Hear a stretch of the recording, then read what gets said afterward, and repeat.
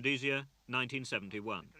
The troops rehearsed their drill for the funeral of 3 of their comrades, blown up by a landmine laid by black nationalists. Right, get your rifle down to the position of the rest on your arms reverse once again.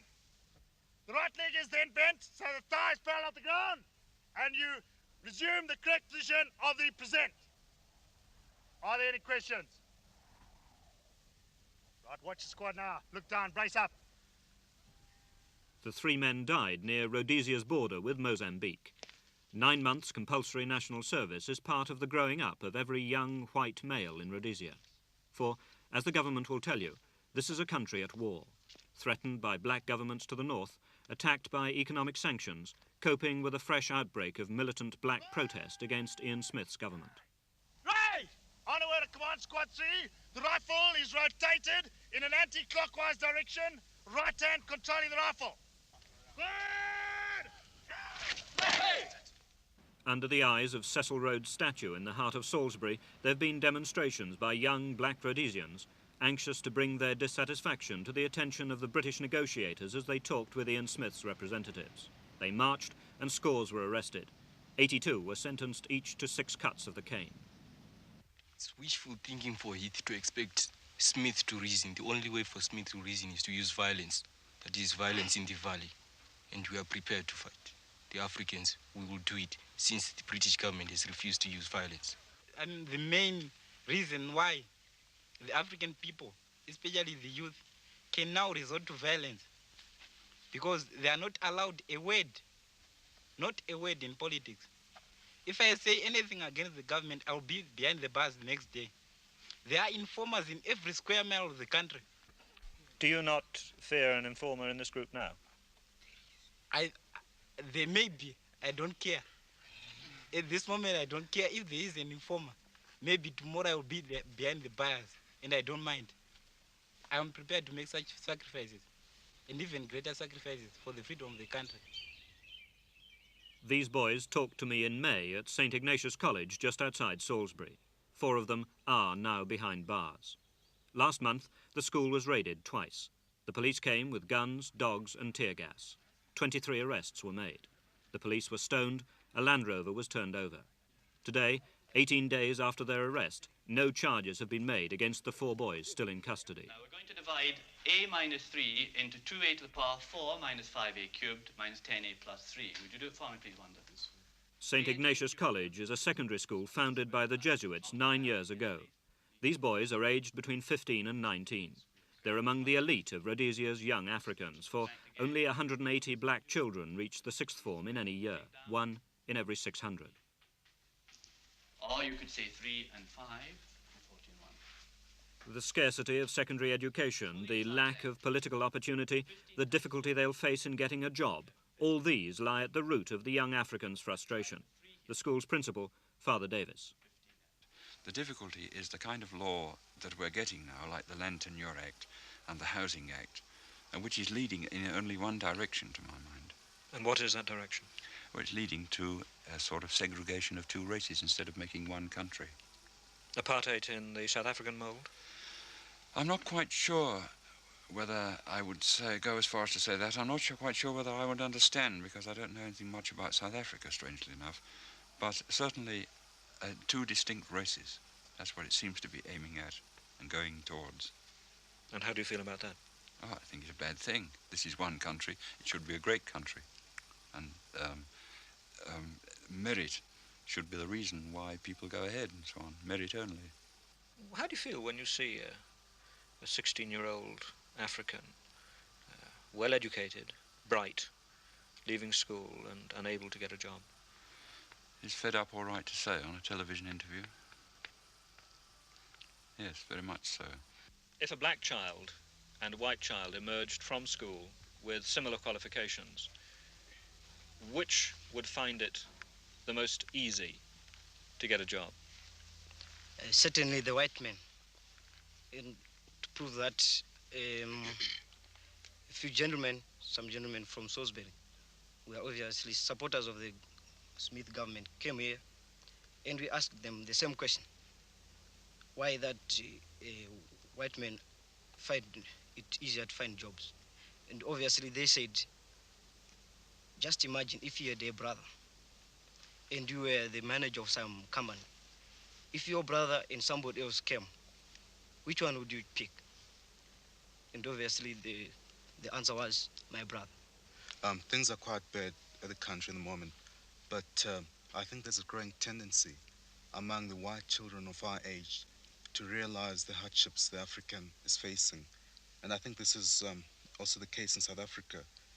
You've only got to consider what's been happening at the South African universities and to realize that the younger generation at any rate is realizing what the African has to put up to. And even though they can't do much about it, they're trying their hardest. Well, I'm speaking from experience because I've had the opportunity to learn with white boys, and admittedly they tended to come from the upper class, but I think they were fairly representative of the young white children in the country. It's only the parents, and this gap between parents and children is widening, but the young white kids are, making, are trying their hardest anyway to try and lessen the gap. Do you see hope in this situation? Yes, I think it's a hopeful sign. I mean, in terms of years, I don't think we can say that conditions will change in 5 years, but I think gradually the voice of the present generation anyway will not be neglected. Is there ever going to be black majority rule in this country? Certainly there will be, if we Africans strive long enough. But the trouble is we can't. We're ever suppressed. Each time we try to speak against the government, you might find that you're in trouble within a matter of seconds, which is rather too bad. I mean, they should accept opposition. Since they're in power, they should always accept opposition from anybody. Do you think they're foolish not to? Yeah, that's true. That's true enough. Do you think then that if they do not accept some form of realistic opposition, hearing realistically the African voice, there is bound to be a violent end to all this? There's bound to be chaos, that's all I can say. Especially if the African is going to be educated enough. In a way then, it's in the Europeans' best interests not to educate the African. That's quite true. One thing that must be made clear to the British government is that the African people in this country are not at all worried about what political ideology they follow. If communism is going to bring them freedom, they will accept that ideology. And for that matter, I can assure you that Western democracy and civilization is really losing popularity in the country. This, of course, might be turned So if the British government and the British people still want some friendship with the African people in this country, they must see that they satisfy him by helping to give him freedom. They must force the Smith government. This, of course, might be said by Mr. Smith to be complete justification for keeping the African nationalists behind bars. What cause? What you've just said. And it is only the only way possible now for us to gain freedom, because all the other ways have failed. Talks have failed. You can't reason with the Smith government. Is that they just don't accept to reason. They don't. So why are we going to waste our time talking with them? If they want to talk with us, they have people in the parliament there, the chiefs whom they choose. Those people are uneducated, most of them. What do they talk with them? Their speeches are made for them, and they speak what Smith wants. What does that help us? Yet there are many African graduates, many people who know politics, who are being left away from politics. Do the tribal chiefs speak for you? Well, it's very difficult for them to, because they are chosen by the government and they're supposed to support it. And moreover, they are paid by the government. If they say anything against it, they won't get anything. So obviously they will be on the side of the government. And I must say they are unpopular among the African. Does anybody speak for you? Not really, no. The Africans' political representation is a curious mixture of ancient and modern. In Rhodesia's upper house, the Senate, sit the chiefs selected by a majority of the tribal elders. They're paid an allowance in order, as the government says, to enhance their prestige in the eyes of their people. In the lower house, 16 of the 66 MPs are elected by the black vote. 8 of them are chosen by these same tribal elders. The other 8 are the only ones directly elected by the registered African vote, which, in a population of 6 million, numbers 8,326. This is a young country to which the white man came only 120 years ago. Today, the white man is outnumbered 20-1 by the black. But the political power is his, because the Rhodesian doctrine is that the reins of government must remain in what Mr. Smith describes as civilized hands. It's this insistence that makes a settlement impossible, while the British government stands firm on the 5 principles. In the meantime, the young white Rhodesian is aware of his privileged position, the ease with which he'll get a job, for instance, compared with a black school leaver. What do you want to be? Myself? That's the million-dollar question, Ray. At the moment, I'm working in a bank. I suppose I want to do something in commerce or industry, on the managerial side. Did you find it difficult to get a job? Oh, no. No, I've had 6 jobs in no time. No, not difficult at all. What do you think about the situation where the African school leaver, in many cases the African graduate, finds it difficult to get a job? Yes, I think this is true. I think there should be a lot more done for the African, from the point of view of jobs, providing for jobs, because there's a lot more of them than Europeans, and comparatively there aren't as many jobs being provided for them. This is something which I suppose will take time. You know, you can't do this overnight, but nonetheless it's something that should be worked on, you know. Well, I'm afraid this is one of our biggest problems, because there are so many millions of Africans going through school, and the problem arises where you get an educated African coming out of, say, high school with good O-levels, and there are no jobs for him. I mean, there's so many of them that, you know, right now there's not much we can do about it. And yet, you see, you talk to many adults, and they would deny Yes. that this is the situation. Well, this is only my personal opinion, but I've seen, you know, garden boys with O-level, this sort of thing. It's really sad. What do you think's happening to this country today? It's fluctuating terribly, I think. I think there's tending to be a slight repression, very slight, and the hope is that this tendency doesn't increase. But there are others who think exactly the opposite, of course. But if you ask me where I'm going to use my vote, this is where I'll put it, to stop this. And I certainly agree with my friend up there that this business of having equal rights for equal qualifications is certainly something we must try and get. Quite often at school we have discussion groups about this subject. I think, like he says, it helps us, makes us more broad-minded. Are you critical of the government? Sometimes, if we have to be. But broadly speaking, do you think that the government represents the points of view of most of you and your friends? I think so, yes. The friend beside you is smiling. I think generally that the country's doing well. If the African government had to take over, it would just go rock bottom, hit the bottom. I think it would. Well, Zambia's dropped down because, after all, it was a European government there. And suddenly when the Africans came in, they tried to kick out all the Europeans. And now look at the country now. Sanctions are backfiring onto them. I think, you know, Rhodesia is going very well at the moment. I think sanctions have done us, you know, quite a lot of good, much to the chagrin of the British government.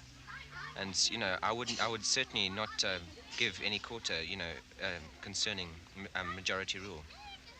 You don't think there should be majority rule? Well, I think at the moment, no. Is there anything that you would try to explain to a British politician about your country which you don't think he understands? Yes, certainly. I think the relationship between the black-white, you know, they oversee us as the cruel tormentors of the poor African, you know, whereas this is not the case at all. We get along very well with the Africans, you know. We both try to help each other, you know, and we mutually understand one another. They're just 2 totally different ways of life. And this cannot be bridged, you know, in a few generations. But there are, obviously, as you yourself have said, inequalities of opportunity. Yes, there definitely are inequalities of opportunity, and I think this should be rectified if possible. And what about the policy of separate development, which is the declared policy of the government? Well, the policy of separate development takes in, you know, the fact that there are differences among the blacks and whites. I mean, the blacks themselves support separate development. I think there should be separate development, but there ought to be, at the same time, opportunities for Africans to make their way, you know, and to do well. Certainly, the pattern of life of many Africans in Rhodesia has changed little over the centuries. Perhaps 3 million blacks live in the tribal trust lands, areas traditionally theirs. For many Africans, to talk of a concept of Western democracy is meaningless. Far more important is the day-to-day struggle for an adequate living. On a practical level, the government are spending thousands of pounds on teaching them modern farming methods. Their Africans, they say, are better off, more literate than in any other part of the continent, except South Africa. The ingredients are 1 part soybean meal to 1 part maize meal. And if in this government-sponsored cooking class the terminology is Western, with talk of spoonsful, pounds and ounces, it only underlines the final irony of the situation. Because the more the African becomes educated to Western ways and values, the more he will covet the standard of living and the political freedom that his European neighbour enjoys. The most crucial statistic in Rhodesia today is that the black population will double in the next 18 years.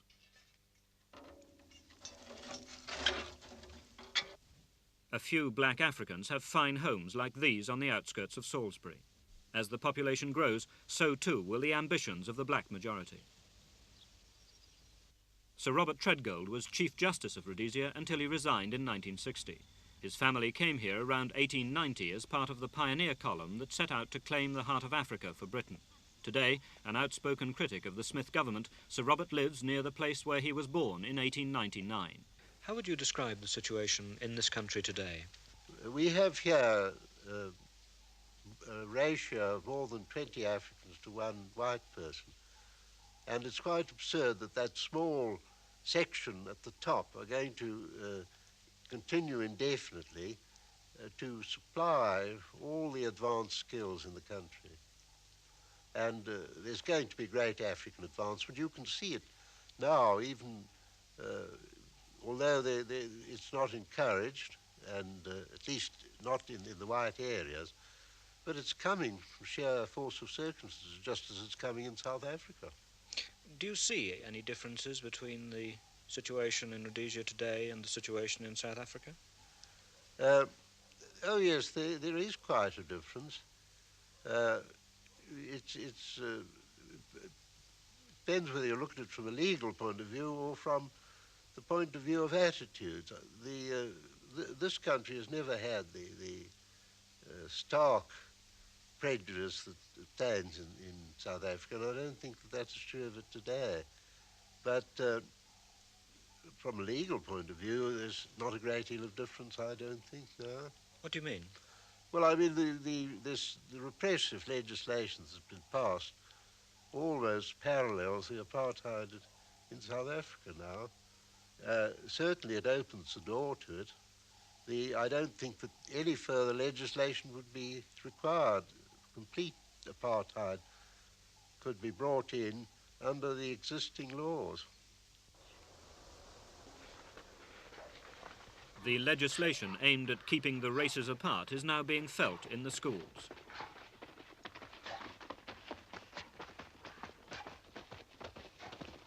Athletics, like most adult sport in Rhodesia, is multiracial. Rhodesia's Athlete of the Year last year was a black sprinter. But in government-run state schools, all team games are segregated, which sets a problem for the many independent private schools. What do you feel about this situation where private schools have to take Africans out of their team if they're playing against a government school? I think that depends on the school. We just don't play as school if we cannot play on their field. They come to us or they refuse to play with us. We refuse to play with them if they say we have to take any of our coloureds, Chinese or African out. So if there's any segregation, in fact, you refuse to play them? Yes. Do you think there's freedom of speech in this country? No, definitely not. I think the minute you say something, it goes back and goes back. I know my parents are terrified something's going to happen when I start talking, because they're civil servants and I usually put my foot in it. Have you had any evidence of anything which you've said going back, as you put it? Yes, well, it's been thrown in my parents' face and they've told me to be quiet. I think it's mainly when I start criticising the apartheid principles that occur. With black African friends, we've got a few in our class, but it's very difficult to communicate with them. They seem to close up any time you try to talk to them, and we do go out of our way to make them feel at home. But I think so many of them have been rebuffed by other whites that they feel that they can't speak to anybody else. They don't seem to realize that not everybody's the same. We've all got different opinions. If you had a black African friend, would you take him home? Well, I wouldn't mind it, no. No, I think this is very frowned upon. I had a friend who felt very sort of friendly with Africans. And he once came into our home and he sort of shook hands with my houseboy, you know, sort of speaking to him. And my mother sort of said, look, what's he trying to do, you know? Why is he trying to go to extremes about things? I think it is fairly well frowned upon. But I must say that I do know one African who I probably respect more than any other person I know. Why? Because he's an intelligent person and his mind is developed. When I speak to him, I speak to an intelligent person, not to an African. To an equal? To an equal, yes. But this is, you know, few and far between. Can I ask you how you think your parents have handled the building of this country? I mean, are you critical at all of what your parents, the people in power, have done, let's say, during the last 20 years? No, I think they've done a very good job when you consider the age of the country compared with, say, the United States, which has racial problems far worse than ours. Can I ask whether you believe in equal rights? Yes. Yes, I do. Yes, if everyone's equally educated. Yes, I do. Yes, I think I do. Yes. Do you believe in one man, one vote? Yes, if the people are educated at the same level. At the moment, I don't, because you find that as far as education is concerned, the whites are in the majority. And one can't give the vote to uneducated people that they can't use their judgment, they can't assess the situation correctly. But how can you say that when you also believe in equal rights? I do believe in equal rights, but do you think rights are equal if you've spent 12 years at school being taught cultural things, science, the arts, and someone comes straight out of a hut in the bush? Do you think he deserves the same rights as you? If he had been educated on the same standard, fair enough. But then he should have equal educational rights as well, shouldn't he? To enable him to come out of that hut in the bush with a parallel education to yours. Let me say it, the Europeans have brought this country to what stage it is at the moment. So surely the Europeans should be educated, since they are the ones that have come and brought the education, since it's their educational system. The African is at the same, some of them are at the same stage now that they might have been several hundred years ago. The black population in Rhodesia is growing faster than almost anywhere else in the world. Are you worried yourself by the fact that in the next 18 years or so the African population is going to double? Well, it's something to think about. I wouldn't say I'm worried about it. You know, people also say might be a nuclear war, be wiped out, but I don't worry about it. It's just something which you think about from time to time. Tonight, 4 black schoolboys are spending their 19th night in prison without a charge. In case Mr. Ethan Company may feel this bunch is just a horde of extremists, I'll give him a practical example. There is a certain degree of tolerance in a chained, tame animal. You may pester it for the first time, and you can do that for as many times as you like. But a time will come when that big chain will snap and the big animal will remove its tail from its hind legs. Then it will start, barking. Then from barking, it will bite. According to Prime Minister Ian Smith, in his lifetime, there will never be majority rule. He could be wrong.